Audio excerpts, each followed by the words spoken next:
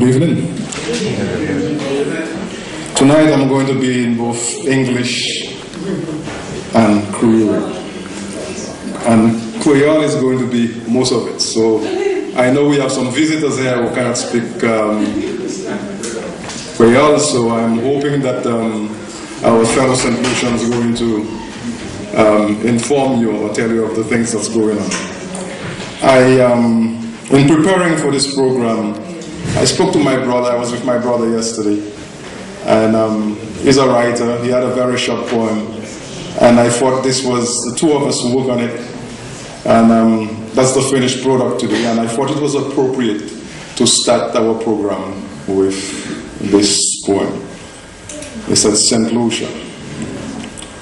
Oh, how I love this land, where the sun shines while the rain falls, bringing out the rainbow like some devil mystic. This land, the people, with friendly smiles, only found in paradise. Where summer never ceases, yet seasons change. The river and streams replenish. Yes, I love this land, surrounded by sea so deep and blue, and countless beaches where conch shells blow. From Groselet to Castries, Ancillary, Canaries and Soufrière, Choiseul, Labry, Vieux-Fort, Micoud and Dennery. Indeed, I love this land. Rhode Island, Marie Island, Pigeon Point, its pitons, its valleys. Montjimmy, Chalousie Estate too. It's home of the parrot and the calabash tree. Thank you.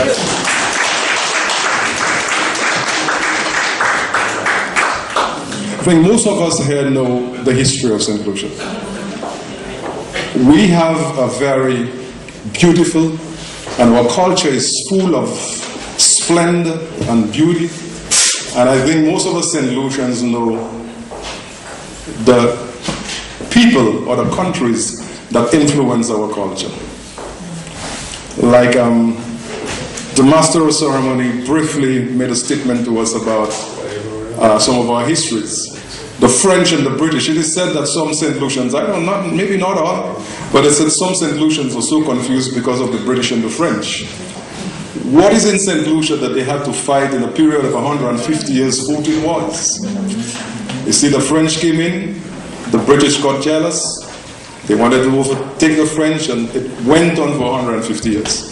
So St. Lucian culture is influenced by the French, by the British, Africans, the Indians, and the Spaniards.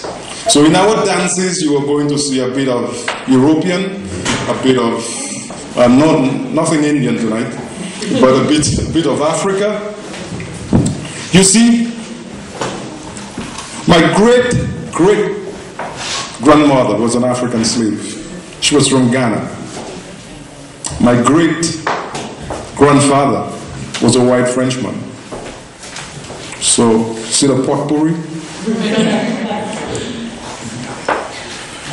I was gifted, for one thing. I had a mother who was more intelligent than my dad. My dad was more educated. He went to university, my mom didn't. My dad did not want us to speak Patois. It was only English for him. But behind his back, my mom used to tell us, when you do your schoolwork, when you're with your dad, you speak English. There is nothing wrong in speaking Patois. Patois is ours. So I think I'm fluent in English, but I'm also very fluent in Patois. See, I was raised up in a village. It is said that it's the smallest village, but we are full of culture. It's 18 miles west of Castries, Canaries. You see, when I was a kid,